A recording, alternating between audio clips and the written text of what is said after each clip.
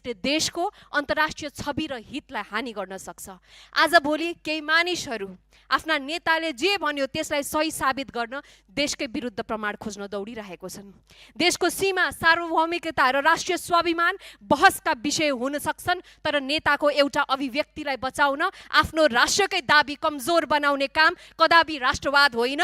र यो सदनको सम्मानित माननीय ज्यूहरूले त्यस किसिमका गतिविधि नगर्न आग्रह गर्न चाहन्छु। नेता पूजा गर्ने, व्यक्ति पूजा गर्ने यति खतरनाक हुन्छ कि एक दिन मानिसले आफ्नो नेताको बचाउ गर्दै आफ्नो देशको पक्ष छोडेको यहाँहरूलाई स्मरण पनि रहँदैन। त्यसैले मैले सम्पूर्ण सदनलाई भन्न चाहे। र यसमा अर्को कुरा राख्न चाहन्छु सम्मानित सदनमा, यस सभाभित्रका अभिव्यक्तिहरूलाई टेक्निकल रूपमा सच्याउन वा पुनः व्याख्या गर्न त सकिएला, तर मेरो गम्भीर चिन्ता छ। मेरो चिन्ता इन्टरनेसनल मेन स्ट्रिमिङ र विश्वव्यापी मिडियामा गइसकेको मेसेजप्रति पनि हो।